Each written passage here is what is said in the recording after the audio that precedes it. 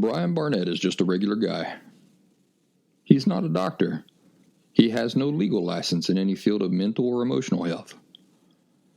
Brian Barnett merely shares the insights he's gained from his personal experiences for anybody who may choose to use such information as he or she personally chooses, while accepting full responsibility for his or her own individual thoughts, feelings, behaviors, and actions. Brian Barnett assumes no responsibility whatsoever for anybody's individual choice to expose himself or herself to any information that Brian Barnett shares, and by listening to this program, you're acknowledging that you, and only you, are responsible for your own thoughts, feelings, and actions. Well, hello there. Happy Thursday, everybody. Welcome back to the Last Symptom Podcast. I'm Brian Barnett, the creator and host of the show. This week, during a live chat on the Last Symptom community on Locals, I asked the folks who were participating with me on that live chat what topics they would like me to discuss in this week's show. And here are the topics that those folks come up with. Number one, how do we educate ourselves to watch out for red flags when we come across emotionally unhealthy people, so we can make better choices regarding boundaries and whether to keep contact or walk away? Somebody else seconded that suggestion. Yeah, talk about red flags and when to walk away from toxicity in your life. I'm having trouble talking tonight. Well, I prepared a little response to that question. Here's the thing. I don't think I really tackled the question in the way that the original person asking the question hoped. So I'll have to do another episode where I dedicate the whole episode to how to recognize red flags. How's that sound? But today I did prepare a thing about red flags and dealing with emotionally unhealthy people, or just dealing with anybody really, and how to handle that. So hopefully you'll find that practically useful. Number two, could you talk about how to deal with the emptiness we experience after working through all the causes of our behaviors, thoughts, and perceptions? Sometimes it's really hard for me to deal with. Or you can talk about how to deal with office politics while also having BPD. So there's two more topics there: emptiness and dealing with work politics. Number three, somebody else asked this: Brian, do you think you might ever address the topic of dual diagnoses, borderline personality disorder combined with an actual mental illness? By the way, I know it's diagnoses, but I ain't saying that because it's a silly word. So dual diagnoses, that's the way I'm going to choose to say it. So could I talk about that, or is that outside your wheelhouse? Well, we'll talk about that a little bit. In today's show, I'm going to try to honor all these requests to one degree or another, so stick around. I could probably create an entire show around each one of these topics individually, and I might still do that. But we only have about an hour here today, so we will address each thing and mention a few things that you might find helpful related to these topics. In the future, we can and will give each of these things greater attention and palaver on them in greater detail. To round out today's show, I will have a campfire story for you at the end about my good old childhood dog, Bink. I'll tell you all about this exceptional furry friend of mine and some shocking but true things that she experienced in her lifetime, such as the time when she got her guts ripped out by a pack of coyotes, but survived. So, I hope you will enjoy today's show. Before we get into all these conversations, though, I have to make mention of the things that bring in the financial support for me to be able to do this work at all and, supply this really top-rate show, I think, especially this 4th season. I'm very proud of it. For one, the Last Symptom Locals community. Do you remember I mentioned that earlier? That was where we held this live chat earlier this week. The Last Symptom Locals community has become a steady and important source of financial support for this stuff that I do. You can join our community there at absolutely no cost and even enjoy access to the vast majority of content that we share there. So please join us. Easiest way to do it is to simply visit thelastsymptom.locals, LOCALS.com in the web browser of your phone or any other device. If at a later time you feel like being a full supporter there at a very modest cost, it's the easiest thing in the world to do, and it brings with it some extra perks and benefits while helping support my overall body of work at the same time. My primary website is thelastsymptom.com. There are lots of free resources there. In fact, the links to everything else are right there at thelastsymptom.com. And I'd love for you to take advantage of the free resources I make available there. And in addition to those free resources, you can schedule paid one-on-one phone and Zoom conversations with me there at thelastsymptom.com. Also, probably most importantly, you can enroll in the 2-week pre-recorded intensive program I've developed for those who are interested in authentically recovering from emotional disorders or in entirely understanding those who have emotional disorders. It's called the Last Symptom Fundamentals course, and if you're wondering what it's like, it's no different than taking some pre-recorded video online college course. Same type of format. Again, that's all over at thelastsymptom.com. Okay, enough of all that. I can't go on with the show without first mentioning the Red Sox and Yankees game that happened on Tuesday, just a couple of days ago. Some of you will remember that I put out a brief supplemental episode of this show on this past Sunday, inviting as many of you as possible to join me in watching that game and cheering for the Red Sox. Well, I have no way of knowing how many of you watched the game with me, but it must have been enough because the Red Sox won. Final score 6-1, thus ending the Yankees' 2021 baseball season for good. My friends, you out there in the Bronx, and you Yankees fans living in other parts of the world, I know that was a bitter way to end the year, so it ain't my intention to rub salt in your wounds here. But to all who watched the game with me, thank you for that.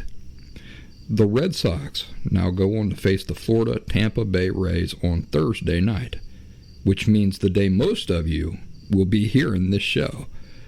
Let me tell you, if I needed Alka-Seltzer, Pepto-Bismol, and a bottle of Excedrin for Tuesday night, I'm definitely going to need it on Thursday night. That is about the time you are listening to this right now. On to today's main topics. Number 1, how do we educate ourselves to watch out for red flags when we come across emotionally unhealthy people so we can make better choices regarding boundaries and whether to keep contact or walk away? And again, somebody else seconded that suggestion. Yes, talk about red flags and when to walk away from toxicity in your life. First of all, we have to recognize that every single situation has to be handled on its own individual merits. What's a red flag in one situation would probably not be a red flag in another situation. There are a lot of different factors in play, and really it probably all comes down to what role exactly do you see for that particular individual in your life. So do you understand that if you're looking for a boyfriend, what constitutes a red flag and how you then handle that situation is going to be completely different than if you're just looking for a landscaper. So do you understand that if you're looking for a boyfriend,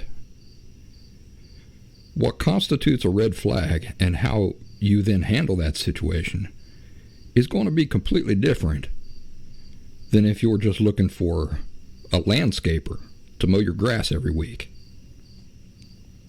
What might be a definite red flag for one may not even matter at all for the other. But fundamentally, the sort of thing it all comes down to is this: what role do you imagine the person playing in your life? Or what role are they already playing in your life? There is a concrete formula you can apply to all situations healthfully and reliably, and it's something I've mentioned more than once in the past. The formula is this: anything you allow to be a part of your life should more greatly contribute harmoniously to your emotional health rather than work against it. That is, rather than contributing to emotional unhealth. Let me repeat that. The formula is this: anything you allow to be a part of your life, and notice this wording, should more greatly contribute harmoniously to your emotional health rather than to emotional unhealth. The reason that wording is important is because I did not say that it can only contribute harmoniously to your emotional health, because reasonably, if we're reasonable people, we would be forced to recognize that not even we could live up to those requirements, could we? So we wouldn't even, with a clean conscience, be able to allow ourselves in anybody else's lives either. That's why I say anything has to contribute more greatly to your emotional health rather than to emotional unhealth. And in the past, I've talked about this as being like a teeter-totter or a seesaw. You know, the teeter-totter only has to be tilted more in favor of emotional health. That's it. So do you see how this general rule of thumb can apply just as much to the potential boyfriend as it does to the landscaper who's just going to mow your grass every weekend, within the context of the roles you see for each of these individuals in your life? If the landscaper isn't a very good worker, he consistently fails to mow everything he's supposed to mow. He consistently mows over things he shouldn't mow over, like your flowers or your mint garden. You wouldn't have to evaluate that situation very long or hard to recognize that this landscaper that you've made a part of your life is actually contributing more greatly to frustration, disorder, and a lack of serenity, more than he's contributing to harmony, emotional health, and serenity, right? When you hire a landscaper, the idea is that he does the job right and makes your life easier, right? Contributes more greatly to your sense of peace and serenity. But if this guy, he's running over your flowers and knocking over your frog statues out in the garden and stuff like that, chipping off part of the frog statue, then this isn't a contribution. This isn't more greatly contributing to your peace and serenity. It's more greatly contributing to disorder, a disordered life, a frustrated life, where you're actually, now you've got more worries to contend with than fewer worries. At the same time, it would not be reasonable to fire the landscaper because he's doing his, he's cutting your grass and manicuring your lawn perfectly, but he doesn't spend enough time sitting around listening to you express your most intimate thoughts and feelings. Right, that don't make sense. That's not the role that you have for him in your life. That fault might be a serious red flag for a potential boyfriend or husband, but it's not a fault at all for your landscaper. For the record, stress, frustration, consistently recurring periods of anger, these are not features of emotional health. The features of emotional health are calmness, serenity, contentment, and so forth. The reason people often aren't willing to honestly identify who in their lives are interfering and obstructing emotional health and then remove these influences, it's because they make decisions based on their feelings first and foremost. That's something healthy people don't do. Healthy people don't make decisions based on their feelings first and foremost.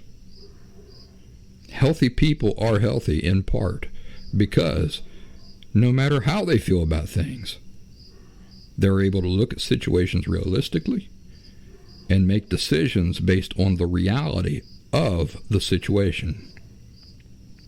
So, as far as red flags go, that's the biggest and most important thing. Anybody who contributes more greatly to emotional unhealth has to go.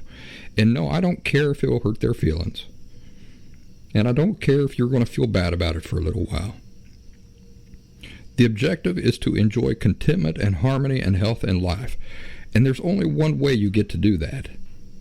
And no, it does not include allowing things or people to be in your life that actively contribute to disharmony and unhealth and work against everything you'd like to be enjoying. Let me tell you about a neighbor of mine. He's a really nice guy, and he's always inviting me over to drink a beer with him in his man cave. As far as his social life goes, he's probably the most social person in the neighborhood by far. People are always over there in his man cave laughing and having a good time. I go over from time to time, and sometimes I stay longer than others. As far as just being a guy that I hang out with from time to time in limited amounts and maintain a friendly, casual relationship with, it's perfect. You see, in that situation, there are no red flags there at all. Let me repeat that. As far as just being a casual friend that I hang out with from time to time to drink a beer with, or spend some time playing music with on the old guitar Juanita, there are no red flags. For the role he plays in my life to that extent, everything is just fine. Are there things about him that I don't personally want to be involved with?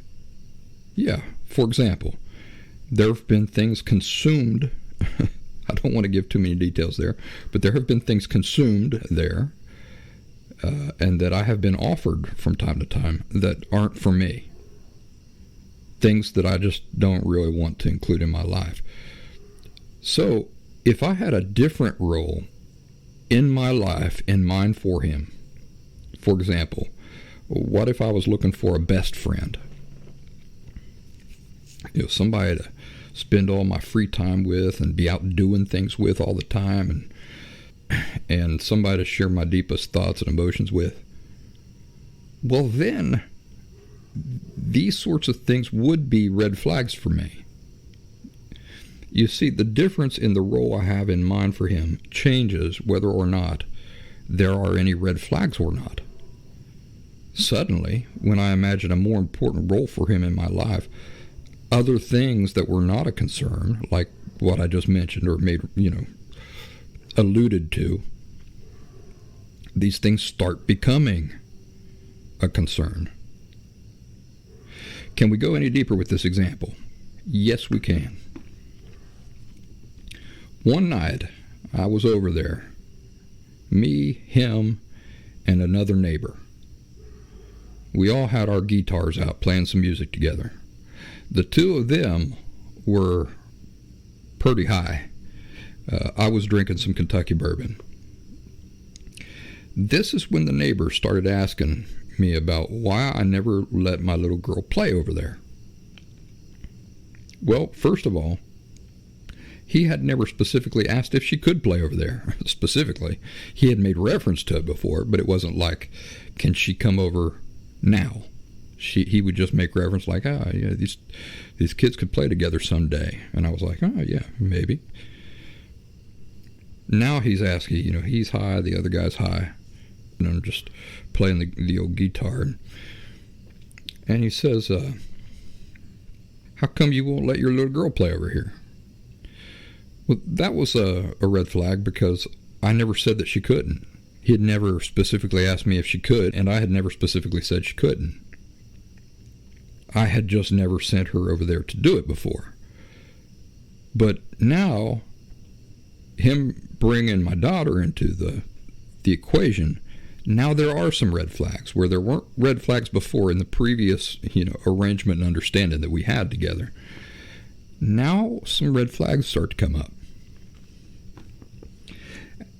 As somebody that I personally just go over to say hello to from time to time and spend an hour or two with, no red flags at all. But as somebody who I would allow to look over the most precious person in my life, who I am primarily responsible for at all times, and remember, by the way, my responsibility for my daughter's safety and the sorts of things she's exposed to don't just go away because she's over at somebody else's house. My primary responsibility toward her does not transfer over to the next adult just because she's got somebody, a caretaker or a babysitter. No, even when she's over there out of my sight, it's still my responsibility. Of course, because he's high, he's saying things he probably wouldn't have said otherwise. For example, he asked if I thought he was a bad parent and things like this, and if this was the reason I never had my daughter play at his house.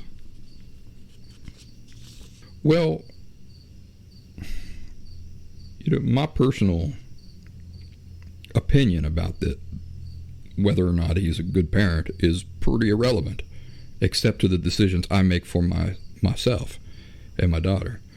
It's not really something that he has to be too concerned about.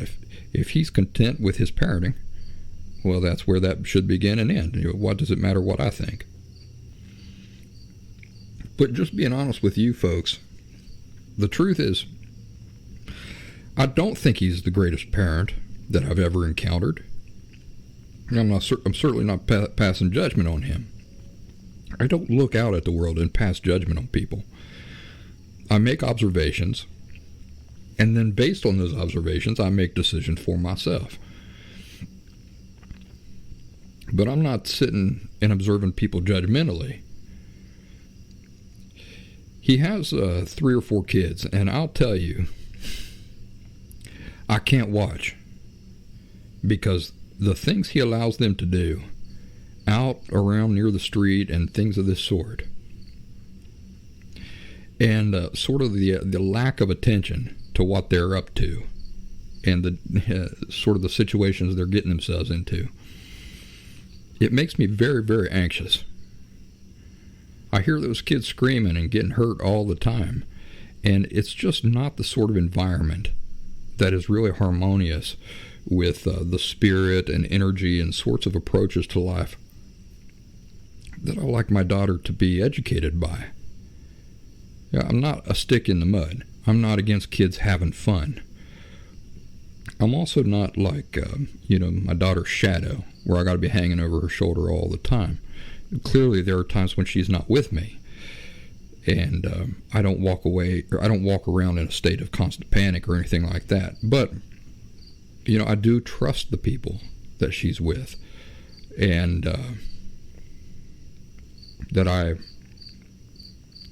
give my blessing for her to be with, and I do go to great lengths to understand exactly what she's going to be doing, who she's going to be doing it with, and things of that nature. So I've told you in the past that you can always express yourself completely openly and honestly, as long as you do it calmly and with no intent to offend. You remember I told the story about how when it was told to me, the person said you can always express yourself as long as you do it calmly and in a non-offensive way. And I tell you that don't work, because what is offensive is completely relative. You've got no control over whether somebody is going to get offended or not. The only thing you do have control over is if your intent is to offend somebody or not.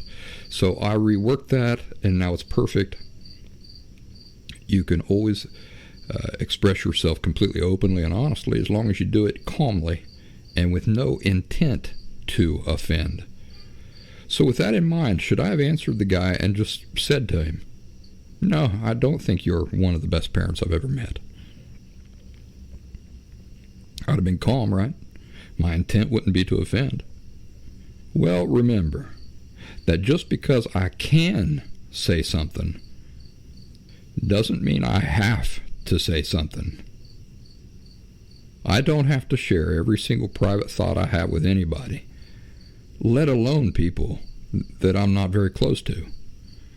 Furthermore, being allowed to express myself completely honestly does not also mean that I shouldn't make a cost-benefit analysis of each situation to determine the best way to handle it.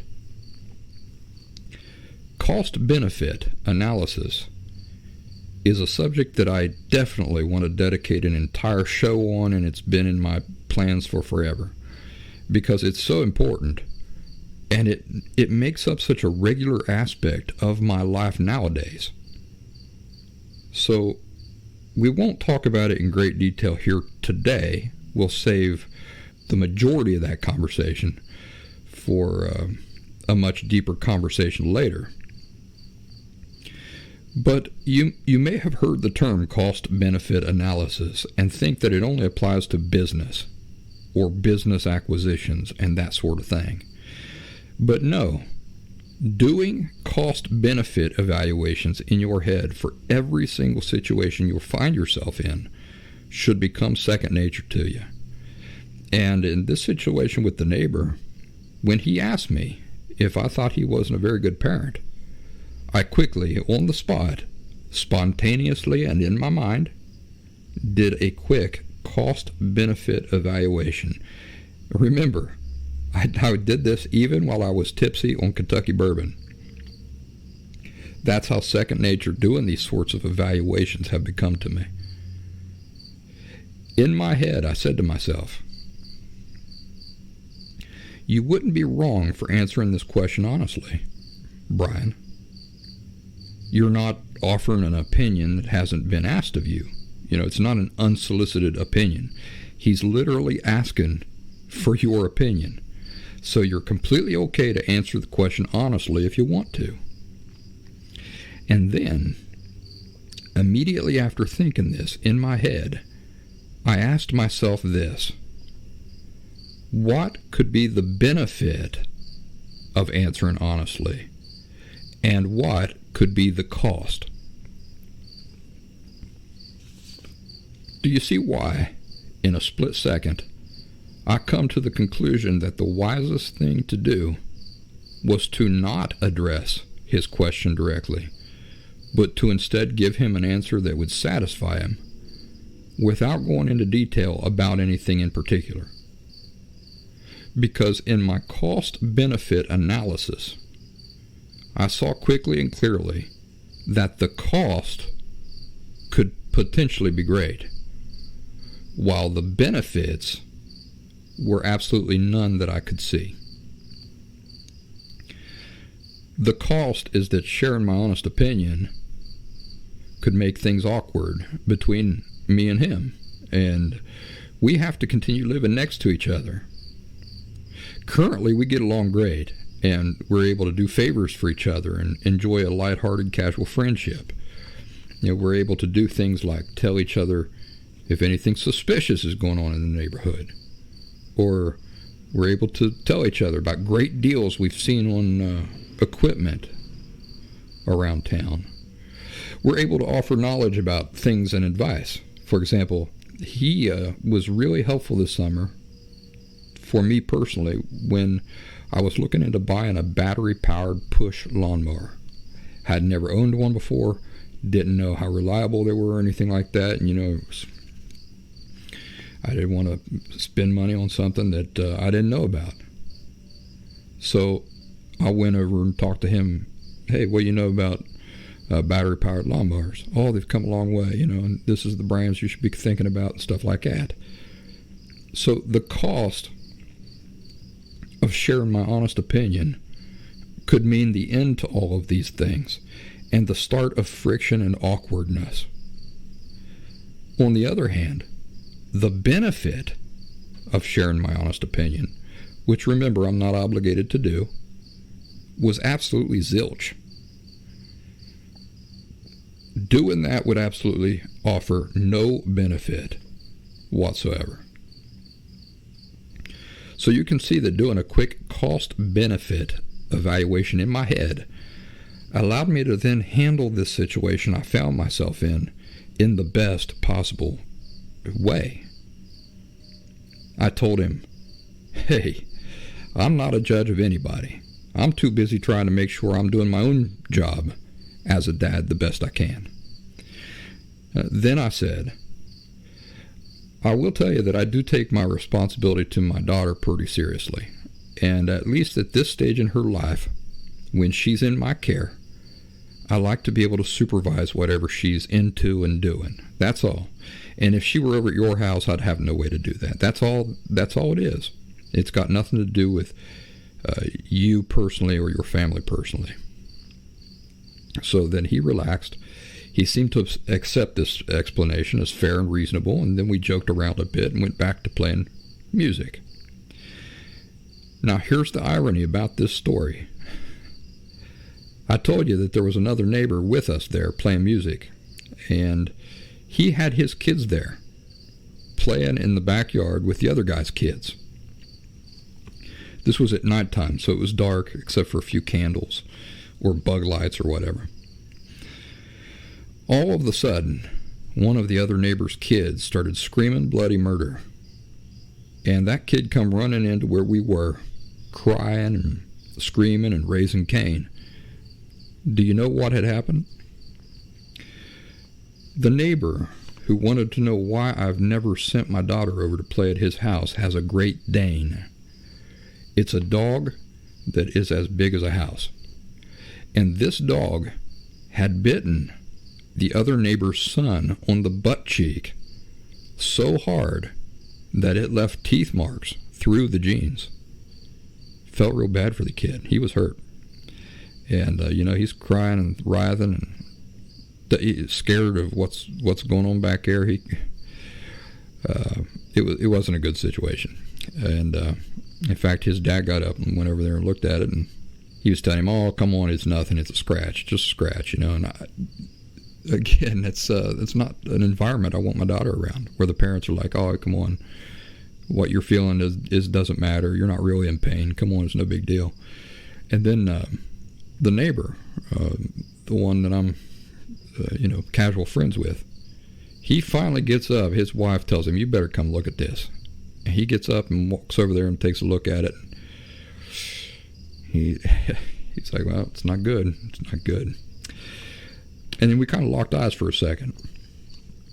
You got to keep in mind, this happened 5 minutes after this conversation about whether or not he's a good dad and whether my daughter could play over there.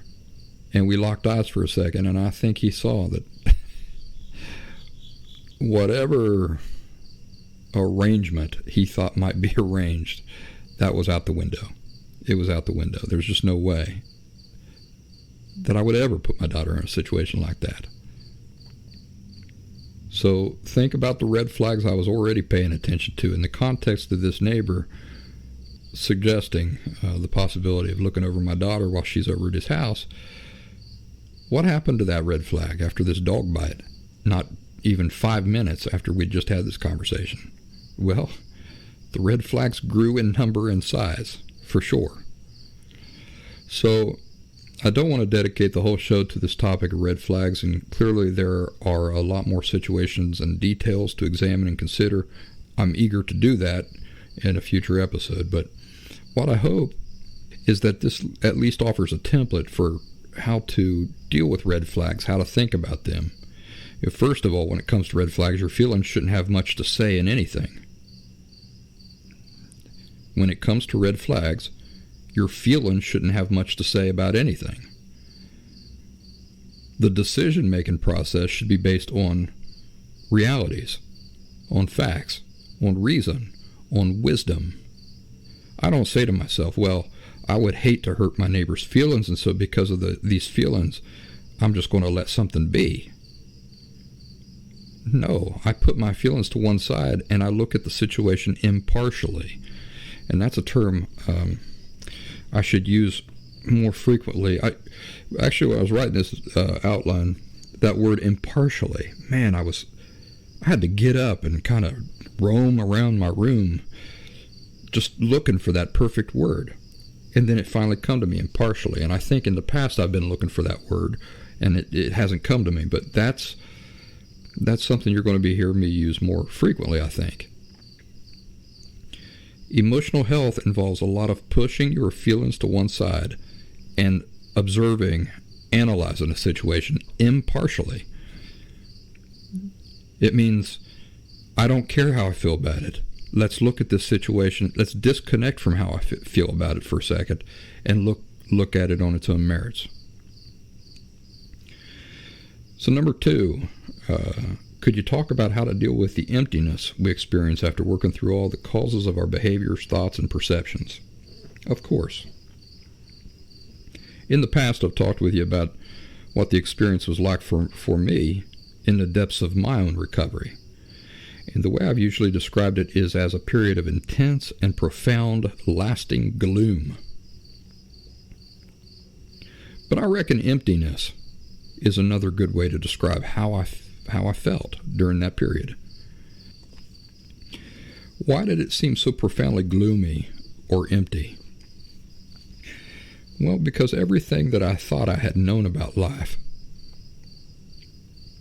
and even what I thought I was certain about with regards to the various actors in my life, was all false.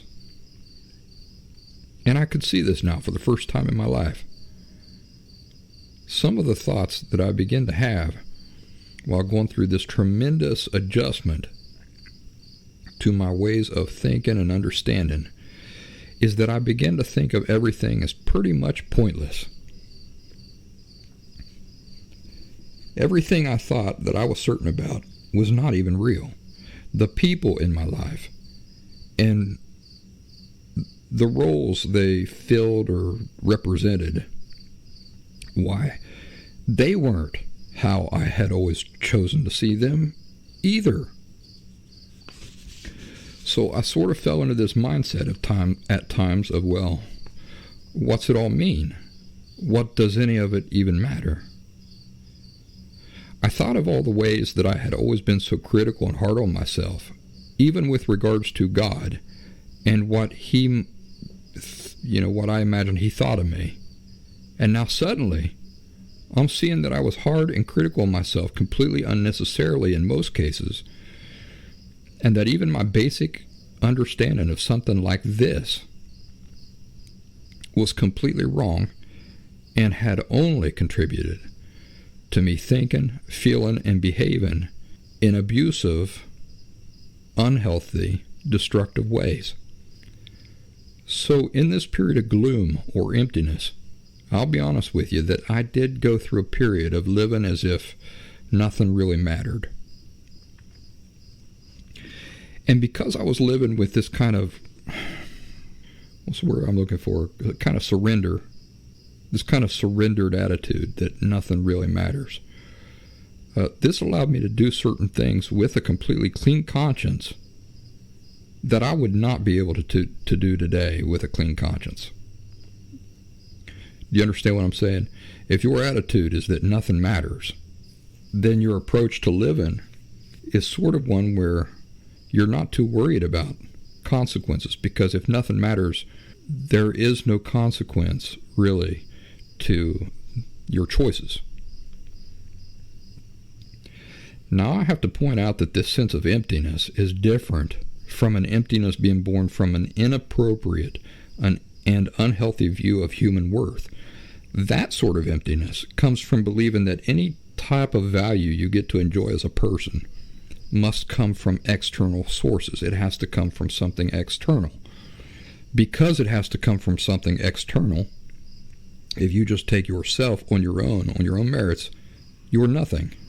You see, that belief system only gives birth to emptiness, because you don't supply any worth at all from that mindset.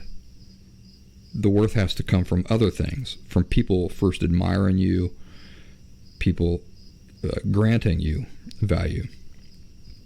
But if you just take that away and you just weigh yourself on your own merits, there's nothing there. You're just a shell walking around.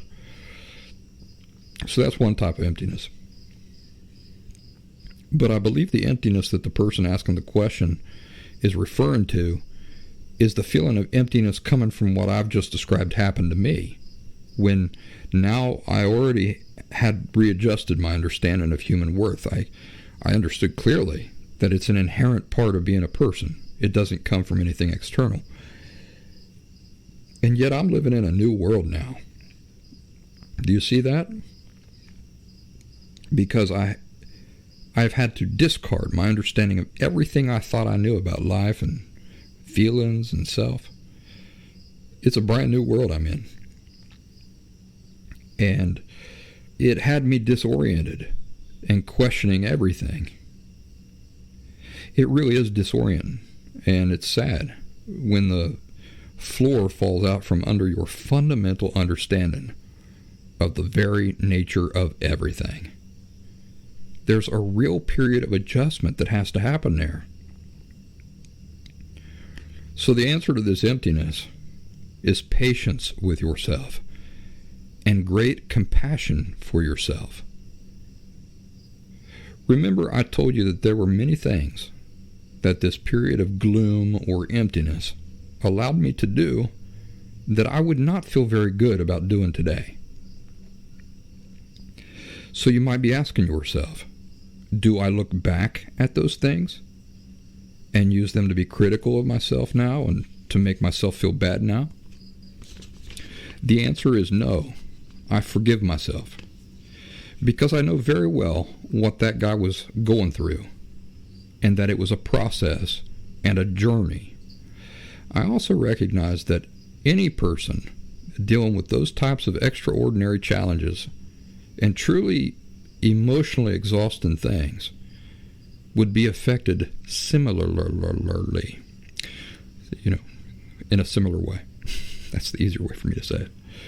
It wasn't some unique situation where I'm the only person who's ever lived who would be affected that way, and it wasn't an example of me knowing better or having arrived at healthier and more accurate conclusions, but just betraying those conclusions and those understandings of life. The reality is I was kind of in the middle. Fundamentally, I understood now the true nature of things, but I had not grown to fully appreciate and be able to apply that understanding in all aspects of life. So when I think about myself back then, doing things that I go, boy, I couldn't do that today. I apply context. I look at my life now, and now how I've grown much beyond that stage. I'm not still doing those things. So I can look back and recognize that was part of a process I had to go through, and I forgive myself for all that stuff. The period of gloom or of emptiness or of deep depression, call it what you like, in this stage of recovery is something that has to be allowed for. Nobody who is on a journey can reasonably be criticized for not stepping out the front door and instantly being at their destination. The journeying process has to be factored in and allowed for. Well, traveling from a lifetime of deep-seated emotional unhealth to a life of health is a great, big, important journey. Don't disallow the journeying part. Some other things to keep in mind. You have total authority and power over what you continue thinking about and how you choose to think about a thing. So whenever possible, choose to think positively. Do not choose to allow yourself to wallow in negative thoughts or in thoughts that nothing matters or that everything is irrelevant. These sorts of thoughts are extreme and cannot represent the truth. It's the same way that thoughts that everything is perfect and good and wonderful all the time are extreme and can't represent the truth. Remember, the truth is always somewhere balanced in the middle like a teeter-totter. Next, recognize that you're not superhuman. It's not modest to think of yourself as superhuman. Do you remember what modesty is? It's recognizing your true limits and then being content to work within those limits. Some people say, well, that's a self-fulfilling prophecy, modesty. It's outdated. Well, no, you're wrong. I'm talking about real limits. And just because you don't recognize a limit does not mean it's not there. So, real modesty brings contentment. It contributes to contentment and peace and harmony with life. Bear in mind that you're not superhuman. It's not reasonable to hold yourself to superhuman standards. So, when the gloom or the emptiness is heavy, don't be too proud or too shy to reach out and talk to somebody. Number 3, how to deal with office politics while also having BPD. We've already talked about one situation today that can help with office politics. Do you remember what it was? It was the story of me quickly doing a cost-benefit evaluation in my head.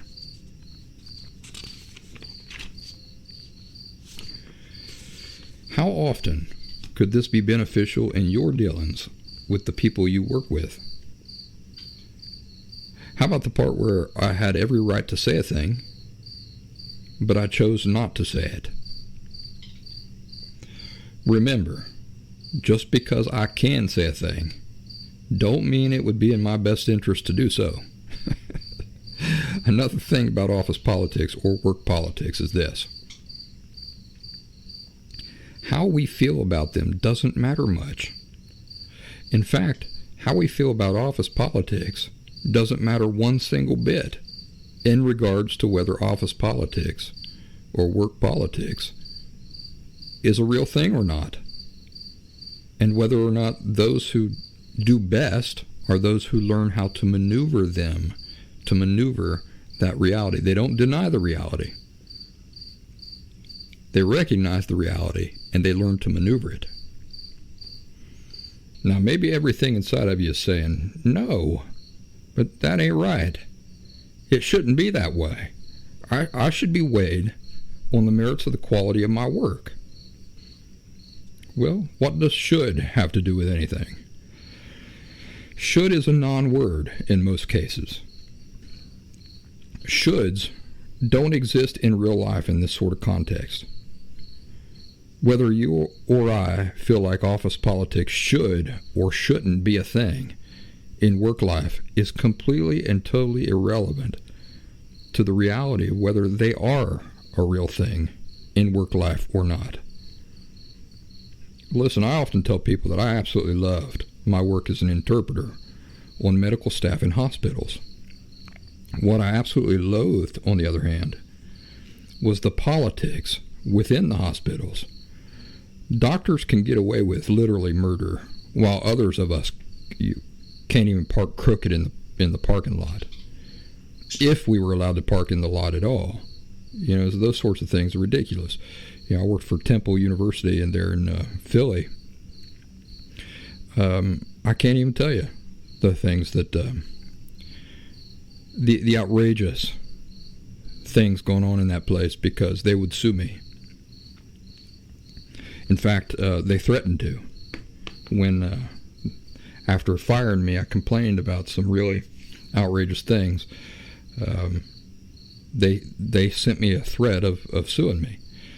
And of course, what kind of defense do I have against something like that?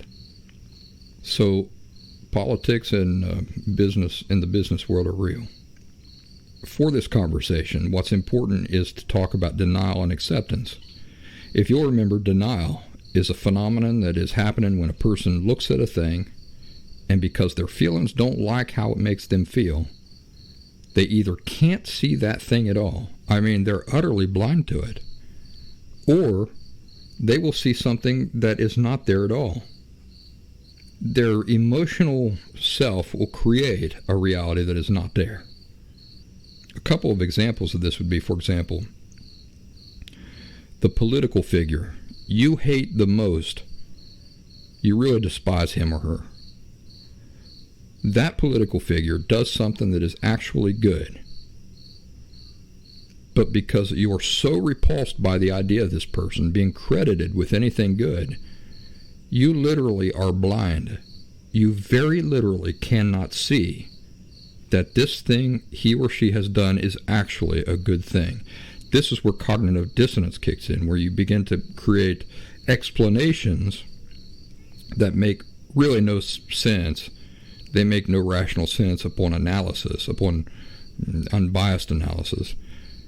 But the explanations are meant to explain why this good thing cannot actually be a good thing. Another example is that most of us who lived with an emotional disorder once viewed our parents as being good parents. So this was an example of us seeing something that's not there because the reality was too painful to bear. So what did we do?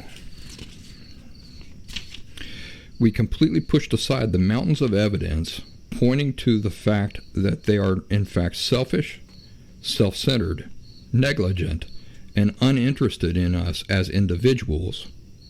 They might be interested in us for other self-serving purposes, but as individuals, they're not interested in us.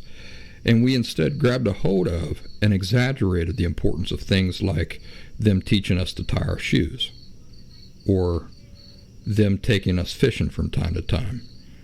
You see, these small, insignificant, superficial things are not proof of people being good parents, and they certainly are not proof of anything outside of the broader context of these other more important realities that we don't wish to factor into the equation.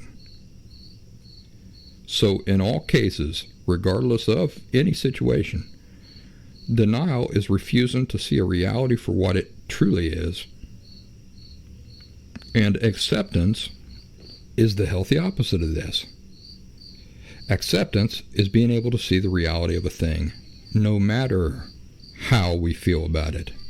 Even if it makes us feel terrible, and we wish with all our heart it weren't so, we're still able to look at it and see the truth of it anyway. So, office politics can be like that. I know it was for me. I said to myself, this shouldn't be. It ain't right. And I'm going to live as if it shouldn't be. Well, what did this denial get me? It got me nothing. It got me stuck in place, struggling with management, and made my life harder than it needed to be in most cases. What would acceptance be? Acceptance would be, no matter if I think it's right or not, or if I think it should be this way or not, that this is the reality I'm really dealing with. If I want to do well in this reality, not some imaginary reality, but the real reality, I have to learn how to work in harmony with it. This is only logical. Anytime you harmonize your approach with the realities you're dealing with, the results you get back will be better, more effective, easier, require infinitely less frustration and effort, and it'll be more rewarding. A lot of you would categorize this as being brown nosers and manipulators, and there are certainly plenty of those types of people in the workplace, but there is no reason to feel bad about you personally trying to harmonize your approach with the realities of what you're really dealing with. whether we like the idea of work politics or not. They ain't going away. When you accept a job in an environment like that, healthy acceptance, meaning the opposite of denial, will allow you to embrace the realities that you are going to be dealing with in that environment and learn to maneuver within that environment on those terms. Number 4, somebody asked this: Brian, do you think you might ever address the topic of dual diagnoses, borderline personality disorder combined with an actual mental illness? Or is that outside your wheelhouse? Well, we talked about it a little bit there on the live chat. And what I said was that I can discuss it. But what's important to keep in mind about mental illness is that it's not something a person can just reason themselves out of, because it's a physical problem. You can't reason yourself. I can't just say, well, my leg's broken in 3 places. I'm going to go into denial about that. I'm just going to reason myself out of having a broken leg in 3 places. No, it's a physical problem. It has to be dealt with on its own terms. Mental illness is like that. Mental illness and mental health, as the professional community as a whole uses it completely inaccurately and in a deceptive way to confuse the common person. When you're talking about a mental illness or mental health, what you're literally referring to is some sort of defect with the brain. A mental illness is when your brain is not functioning in a healthy way. So the very thing that you would use for reason is not functioning the way it's designed to function. Do you see why you can't just reason yourself out of something when the very tool that you use for reason is not operating the way it's meant to operate? That's mental health. That's mental illness. I remember early on a person coming to me, I think on Facebook, talking about hearing voices and seeing things. And that person got very upset when I told them that these things are not attributable to borderline personality disorder. The borderline personality disorder that this person supposedly had, I'm not sold on the fact that they had it. Oh, she got angry at that. Many take comfort in just blaming every single issue they're experiencing on this diagnosis of borderline personality disorder they've got. By the way, just because you got a diagnosis of borderline personality disorder, I don't believe for a second that that's reliable. I don't believe that these people are capable of accurately diagnosing people with these sorts of things, because it requires a real deep fundamental understanding, a really insightful understanding of what these things are, what causes them in the first place. And the majority of the professional community has not demonstrated any insight whatsoever on the subject. So how can they go? How reliable are their diagnoses? Not very. Well, this person was clearly dealing with mental illness. And at the same time, living with the belief that she had borderline personality disorder. And so all this mental illness stuff that she's dealing with, she's attributing to her borderline personality disorder. And the people that are working with her are probably not doing anything to help dispel that myth, that totally erroneous notion. So it's understandable why she got so upset at me. I'm trying to tell her borderline personality disorder inherently behaves one way. It inherently gives birth to certain things, and the things you're describing are not one of them. She didn't like that. I'll tell you another thing about mental illness. In my work here with Last Symptom, I don't feel any uncomfortableness around people who are dealing with emotional disorders, like borderline personality disorder. If The people I interact with are only dealing with emotional disorders. They're completely predictable. I trust them most of the time. I feel comfortable with them most of the time. It's the people who are dealing with more than that, such as mental illnesses, who sometimes concern me. You see, folks with borderline personality disorder are completely predictable because they're operating on that foundation algorithm, right? That is borderline personality disorder. But folks with mental illnesses, they're not predictable at all. Mental illness trumps everything. This week, we had I did an orange slice, which are these condensed video insights. I talked about doing things in the right order. If you're an alcoholic who has borderline personality disorder, there's no sense in working on, curing yourself of borderline personality disorder without first addressing the alcoholism. Because if you're drunk out of your mind all the time, you can't very well do the work required to heal and escape these other emotional issues. So the logical thing to do is to not worry about the borderline personality disorder for a while until you have the alcoholism under control. Well, this is no different. If somebody's diagnosed you with mental illness and with borderline personality disorder, again, I'm not sold on the fact that you actually have both things, but the idea is that to do things logically and in order, forget about the borderline personality disorder. It's not the most pressing concern. The most pressing concern is the mental illness, because if you can't reason, if your faculties for reasoning are not operating correctly, you can't do the work to recover from borderline personality disorder. You can't even trust the work that you do to recover from borderline personality disorder. So the mental illness has to be addressed first.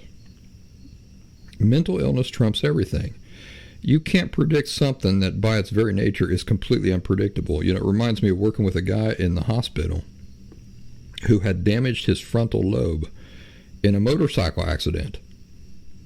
He could do something totally uninhibited at any moment, and there was simply no way to predict when that might happen or what it might look like.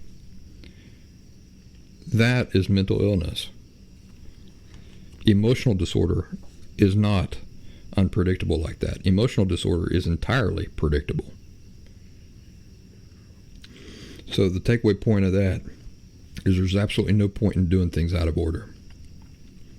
So that's today's topic, conversation. Thursday night is kind of a big night for me. While most of you folks will be listening to this episode of the show, I, of course, have the Red Sox and Tampa Bay Rays game to watch tomorrow night, but that's not the only thing I got. A dear friend of mine, my old high school art teacher, is having an art gallery exhibit, his first since he retired from teaching.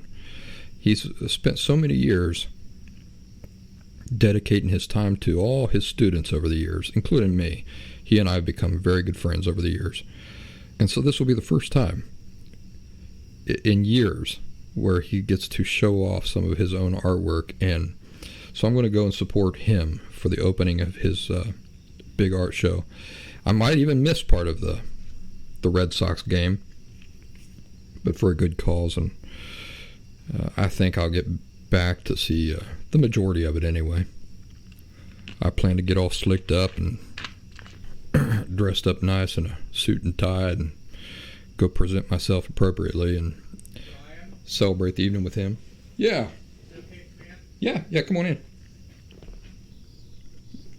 All right. Well, I had my next door neighbor here stop by, and this is not the neighbor who has the dog that bites kids on the ass, but my next door neighbor, he's probably in his mid-60s. He showed up at my door, and I said, "Come on in, buddy." We ended up talking for a while. So I think we talked about mental illness as opposed to emotional disorder. Talked about my old art teacher and his art show that's going to be happening here soon. So when you're listening to this, I'll probably be at that art show, and I'll be trying to give it all the respect and attention due, while at the same time trying to race off and see the Red Sox Tampa Bay's baseball game. Campfire stories. I promised you a campfire story. Bink, my dog. In my last year of high school, when I was 17, I was driving home from school one day, and I passed a farmhouse that I had passed 900 million times before, and I saw some puppies out there. And the first day that I passed there, I just went on by. Next day I went to school, went to work. I was in this program where I was doing, I would go to school for half a day, and then I would work for half a day. And I was working for a monument company. And I would do the artwork, and I would do the sandblasting on these tombstones. So I'd get home about 4:30 or so, 5 o'clock. I've told you about Sam, the guy who worked in the cemetery, and he'd come by with his beer drinking glove. That's what he called it. He carried a glove with him in his pocket all through all seasons. And because the beer that he would drink when he would come to the monument company was in a cooler, and it was cold. It didn't matter if it were summer or if it were winter. He would pull out what he called his beer drinking his beer drinking glove, and he was about 70 years old at the time. I don't know why I find this so funny, but I just do. So Sam would pull out his beer drinking glove, and then he would walk around holding this beer, sipping on it in the back, in the back part where we do all the work, while he would tell stories. So that was the job I had at the time. When I was driving home one day, I would go to school for half a day, and then I'd go to work at the monument company with Mouse and Sam. Sam with his beer drinking glove.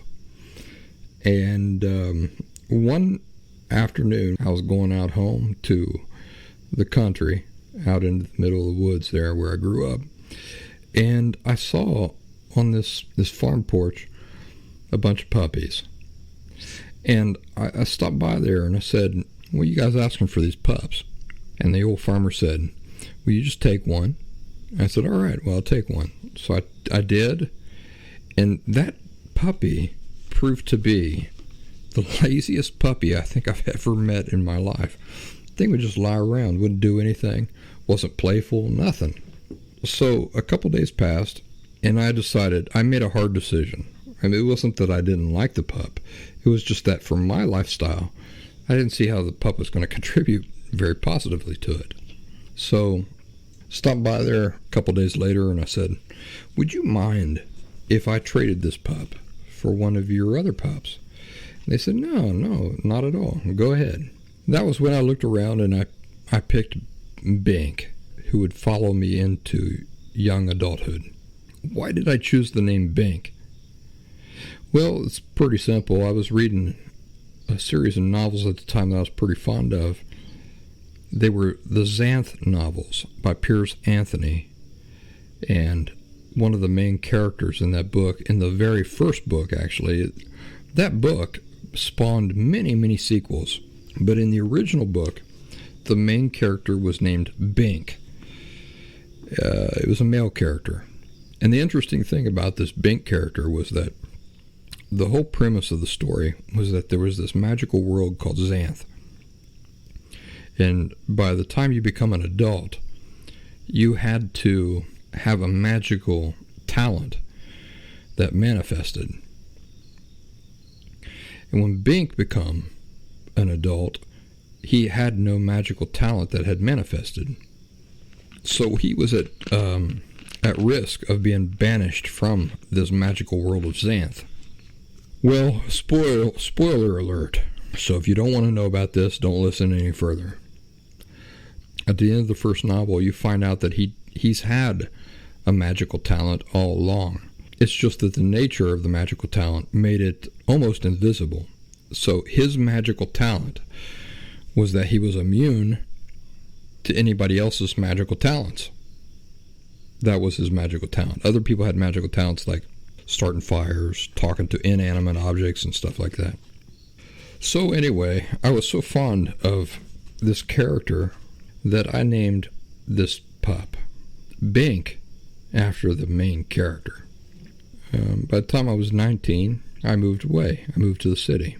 19 or 20. I'm not really breaking down the math specifically here, but some years had passed, and then I moved on to the city. And what I remember a lot about Bink, first of all, she was a mutt. She was a big dog. She was probably 75 pounds. She was a brindle collar, so she had this brown brindle collar to her. And I left her there at home when I went off to the city. And the reason why I left her was not because I didn't care for her or anything. It was because a country dog has a life of freedom that no other dogs get to enjoy. They don't live indoors. They're not tied to a chain. They have free roaming ability over hundreds of acres, the same as I did as I was a kid. It seemed cruel to me to take her to the city with me out of some kind of selfish need. So I instead chose to leave her home. And whenever I would come back home, she would always cry to see me. She would whine openly and cry and try to get near me. She was always so pleased to see me. Bink, throughout her lifetime, gave birth to, I think, 3 litters of pups. So it's just kind of one of the aspects of being a country dog is that when you're in heat, the male suitors come from miles around. And so she did end up giving birth to about 3 litters of her own pups, and we found homes for all of them. Bink was still alive when I moved to Philadelphia and married Diana. And then even years later, as we were still married, we would come back for holidays and that sort of thing, and Bink was always there waiting for me. Her eyes clouded up, cataracts, so she would bark at me when I'd pull into the driveway. She'd hear the car, she'd start barking at me, and I would step out of the car and say, "Bink, it's just me." And then her barking would turn into crying. She would cry to hear my voice and run up to me. And I told you I'd tell you about the time that she got her guts ripped out by coyotes. Some people call them coyotes. We don't call them coyotes where I'm from. We call them coyotes. And a lot of people just call them yotes. But one time she disappeared for about 3 weeks while I was still living at home. And then one morning I got up and I went outside, and there she was. And I noticed that she was dragging something underneath of her. And it turned out to be her own guts. So what we assumed had happened is that she had been far out in the woods and had encountered a pack of coyotes and had gotten into a fight with them, and these coyotes had ripped her open, and the soft part of her belly was totally ripped open. We took her to a vet. The doctor, basically what he did was he stuffed her guts back up inside of her, sewed her up, and that was that. She continued living after that experience for another 8 years or so. Imagine that. Come home, we don't know how long she traveled to get home, with her guts dragging on the ground, and the doctor stuffed her guts back up inside of her belly, sewed her skin back up, and she ended up living another 8 years or so. After I married Diana and moved to Philadelphia, every time I come back home, I figured it would be the last time that she and I would see each other, so I always took lots of pictures and paid her lots of attention. When I was still 17 or 18, I got in my head the idea of jogging up the road. Now, we lived on this country road, jogging, the idea for me now is just comical that I got the idea to jog because I was so skinny. And the last thing I needed to be doing was jogging. Probably need to be lifting weights and sucking up supplements, and so I started getting up early in the morning and jogging up our country road. And there was a neighbor that lived up the road. His name was Andy. He was basically a homeless guy, but he lived in a little camper trailer. And he had a dog, a big, enormous, black, violent dog, chained outside to a doghouse. And this dog would always be pulling at the chain, ready to kill you every time you run by or you walked by or you drove by or whatever. Well, this day that I had chosen to take up jogging, if you want a real picture of what I looked like, I was wearing like the 80s shorts with the tube socks pulled up to about my knees, and I was jogging, and I had what they call a Walkman. I had a Walkman on my hip, and I think I was playing Beach Boys, believe it or not. And I was just jogging up through there like this was just the most natural thing in the world for a big old redneck like me. And I got up to about Andy's house where this dog was. Andy's little shack. And I saw some movement out of my eye. And I turned and looked, and there was this enormous black dog, all teeth and fur, coming right at me. He was right there. I mean, I'm talking inches from my face. And I backed up, and I hit a barbed wire fence. So across the road from Andy's place was this barbed wire fence. And I couldn't go anywhere, and the dog was about to tear into me. All of this happened in a split millisecond of a second. The dog, cha-cha-cha, snapping at me. And I realized, by the way, in this period of time, that he had broken the chain. I could even see the chain dangling from his collar.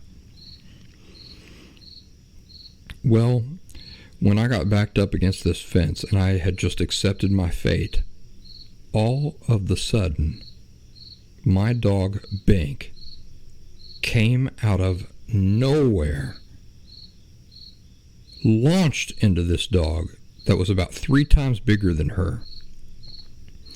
And she grabbed a hold of his neck, and they started fighting. And I got out of there. I got disconnected from that fence. I run down the road back toward my house. Then I come to my senses. I turned around to see if I could grab a stick or anything to help her. And there she was by my side, panting, happy, having fulfilled her responsibility. And the dog, the big dog that was like 3 times bigger than her, was shrinking off back to its owner. She saved my life that day. One day, I come home by a surprise from the city, back home very early in the morning. Bink at this time was very old, and I remember pulling in, and she was the only one awake. Everybody else was asleep. And she come running out to see me, so excited.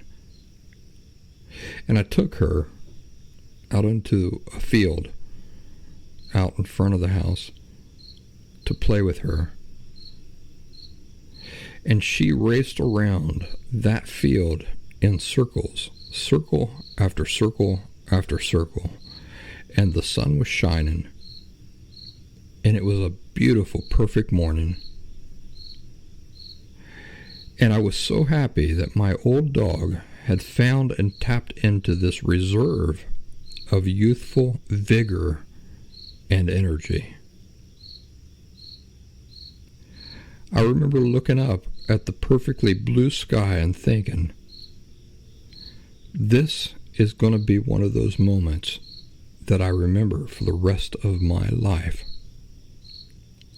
Me and Bink, here, right now,